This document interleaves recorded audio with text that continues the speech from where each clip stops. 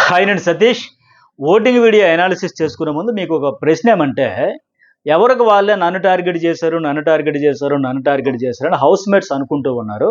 ఏ సందర్భంలో ఎవరిని టార్గెట్ చేశారని వాళ్ళు ఫీల్ అవుతున్నారో నేను చెబుతా బ్రీఫ్‌గా. మరి మీకేమనిపించింది? నిజంగా వాళ్ళు టార్గెట్‌కి గురయ్యారా లేదా అని ఒక కామెంట్ అయితే పెట్టండి. అట్లాగే వీడియో చూసే ముందు ఒక లైక్ చేయండి. Journalist Satish and news Bol 2 channels కూడా ఫస్ట్ టైం ఇంతవరకు సబ్స్క్రైబ్ చేసుకోని వాళ్ళు ఉంటే సబ్స్క్రైబ్ చేసుకొని ఆల్ అయిన బటన్ బెల్ బటన్ ఉంటుంది కదా, అది యాక్టివేట్ చేసుకుంటే వీడియో అప్లోడ్ చేసిన వెంటనే నోటిఫికేషన్ వస్తుంది. సో మీకు ఈ బిగ్ బాస్కి సంబంధించి అప్డేట్స్ అన్నీ బాగుంటాయి, జెన్యూన్ రివ్యూస్ ఉంటాయి అని ఒక ట్రస్ట్ ఉంటేనే ఖచ్చితంగా సబ్స్క్రైబ్ చేసుకోండి. మీకు ఆ నమ్మకం లేకపోతే వద్దు. ఖచ్చితంగా నా వరకు అయితే నేను జెన్యూన్ రివ్యూసే వస్తాయి. సరే, ఇప్పుడు ఏంటి, నామినేషన్ల సందర్భంగా తనూజ నేను ఎక్కువగా టార్గెట్ గురయ్యినట్టు అనిపిస్తుంది కదా ఇమాన్యుయల్ అంటూ ఇమాన్యుయల్ అడుగుతుంది. ఎందుకు అట్లా, మీకు కూడా అట్లా అనిపించిందా? తనూజ నిజంగా టార్గెట్కి గురయ్యిందా లేదా, ఏమనిపించిందో చెప్పండి. నేనే మెసేజ్ అయితే పెట్టండి, కామెంట్ అయితే పెట్టండి. ఎందుకంటే ఆవిడ ఫస్ట్ రౌండ్లోనే సంజన మాదిరిగా నామినేట్ అయిపోయి ఉంటుంటే ఇంకా మళ్ళీ మళ్ళీ నెక్స్ట్ లెవెల్ వచ్చేది కాదు. ఆవిడ విషయంలో పాయింట్లు ఉన్నాయి సార్. మెయిన్ 35 సార్లు గొడవలు పడ్డామని హోస్ట్ చెప్పిన తర్వాత ఆ పాయింట్ పెట్టుకుని ఒక్కరు కూడా నామినేట్ చేయాలి. ఒక రకంగా ఆవిడకుండే ఫ్యాన్ ఫాలోయింగ్ ఇదంతా చూసుకుని సేఫ్ గేమ్ ఆడుకుంటే వస్తా ఉన్నారు కంటెస్టెంట్స్.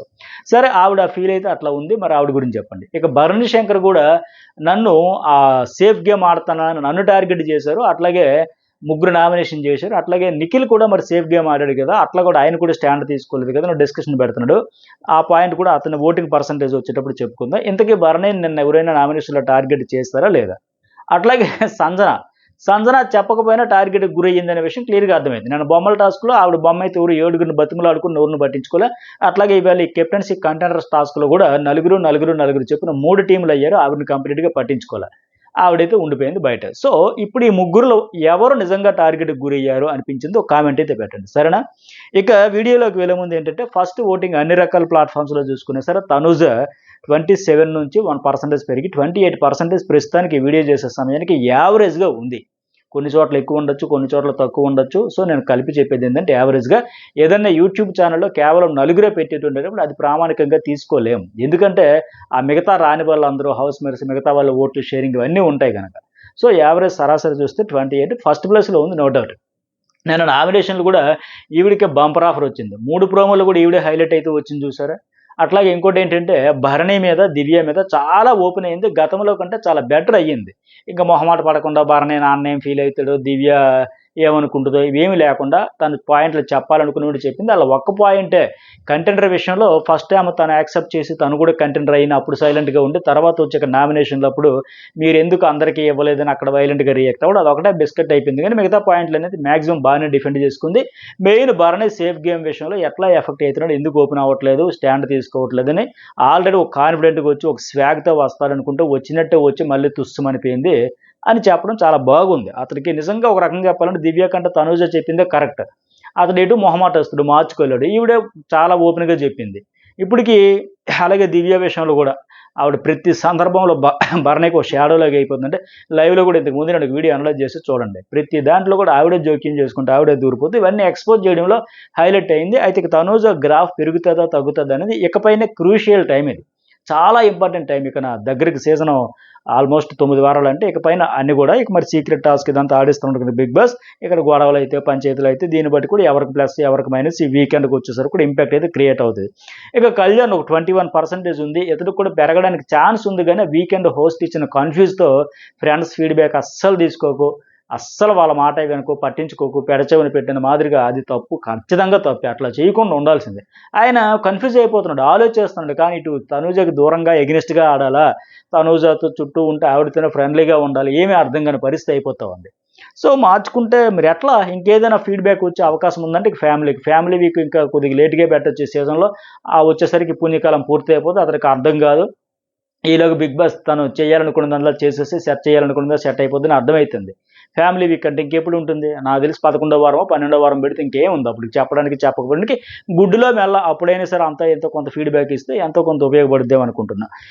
అలాగే నెక్స్ట్ వన్ అయితే వీళ్ళిద్దరికి 50% వరకు ఉంటే మిగతా 5గురికి కూడా ఒక 50% ఉంది. సుమన్ శెట్టికి 13 నుంచి 12%కి వచ్చింది. ఇప్పుడు బిగ్ బాస్ కావాల్సిన కంటెంట్ ఇచ్చే వైల్డ్ బిహేవియర్ అయితే కాదు, ఆ సాఫ్ట్గా ఉంటాడు, ఆయన నేచరే అది కావచ్చు. కానీ ఆడియన్స్గా సంథింగ్ స్పెషల్ ఏదో ఒక ఇంపాక్ట్ క్రియేట్ చేయాలంటే మరీ అంత ఉన్నాడా లేడన్నట్టుకుంటే కనెక్ట్ అవ్వదు. కానీ ఆ నేచర్ నచ్చే వాళ్ళు కూడా, దానికి కనెక్ట్ అయ్యే వాళ్ళు కూడా, ఆయనలాగా ఉన్నాడు కదా అనే వాళ్ళు కూడా ఓట్లు అయితే వేస్తారు. ప్రస్తుతానికి 12%. ఇక ఇచ్చిందే సిల్లీ సీక్రెట్ టాస్క్ అనుకుంటే అందులో కూడా మళ్ళీ దివ్య సపోర్ట్ కూడా ఉంటుందంట. మరి చేసుకోవచ్చు అన్నడేమో బిగ్ బాస్. మరి అది ఎట్లా చేస్తారు ఏంటని ఇప్పటికే నేను 2 వీడియోలో చెప్పా, అంతకుముందు వీడియోలో కూడా చెప్పా.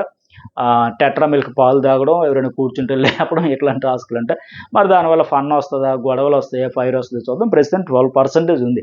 బర్నీ కూడా ఈక్వల్గా ఉన్నాడు. సుమన్ శెట్టి ఇతను కూడా 12% ఉన్నాడు. బర్నీకి అయితే నిజంగా మొహమాటమే కొంప ముంచేస్తూ ఉంది. దివ్య ఇందాక కూర్చోబెట్టి క్లాసుల మీద క్లాసులు పీకుతూ ఉంటే, మీరు తనూజ నన్ను మాటలు అంటే షాడో అనింది, నన్ను నామినేట్ చేసింది, మిమ్మల్ని నామినేట్ చేసింది, మీరు ఎందుకు స్టాండ్ తీసుకోవట్లేదు, ఎందుకు పాయింట్ అవుట్ చేయట్లే, మీరు సేఫ్ గేమ్ ఆడారు, నా కెప్టెన్సీ మీకు లైటా, నేను Bharanesh Shankar of big boss కంటెస్టెంట్గా మాట్లాడట్లా, భరణేష్ శంకర్ నా బ్రదర్గా మాట్లాడుతున్నా, భరణేష్ శంకర్ నీకు బ్రదర్గా ముందు పరిచయమా, బిగ్ బాస్ కంటెస్టెంట్గా పరిచయమా, ఈ హౌస్లోకి వచ్చి ఒక కంటెస్టెంట్గానే పరిచయమా, ర్యాపో ఉంది కదా, కనెక్షన్ ఉంది కదా, ఆ ఎమోషన్ ఉంది కదా. బట్ ఆవిడ ఏందేదో ఇతను టార్గెట్ చేసినట్టు ఉంది, నాకైతే అలాగే అనిపిస్తుంది. అతడేమో చెప్పడు, ఓపెన్ అవ్వడు. ఎందుకమ్మా ఇంత నేను వచ్చినప్పుడే నీకు ఐ కాంటాక్ట్ కూడా ఇవ్వలేదు, ఎందుకంటే అవాయిడ్ చేసింది కూడా ఎందుకే, మన బాండ్ అనేది బిస్కెట్ అయిపోయింది, అందువల్లే నేను అవుట్ అయిపోయానని చెప్పాను కదా, ఇంకా నువ్వు అర్థం చేసుకోవా. పదే డ్రిల్లింగ్ ఎక్కువైపోతుంది. భరణికి ఒక రకంగా జాలి పడాలా, ఏం అర్థం కాని పరిస్థితి అవుతుంది. అతను చూస్తే అతనికి చెప్పలేకపోతుండే, ఆవిడకి ట్రాన్స్పరెన్సీతో ఓపెన్గా చెప్పొచ్చు కదా, తనుజ నిన్న చెప్పలే, కుండ బద్దలు కొట్టేలా, మీరు కూడా అట్లా కొట్టచ్చు కదా.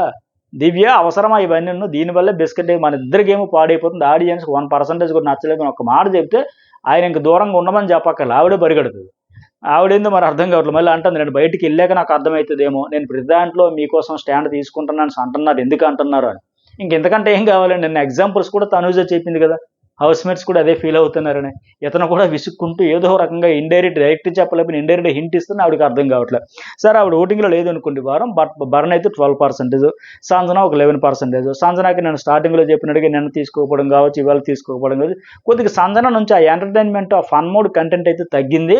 కానీ పర్వాలే, జెన్యున్గా తనకి అలా ఉండాలనిపిస్తే అలా ఉంటుంది, అలా కంటిన్యూ అయిపోతుంది. ప్రస్తుతానికి 11%.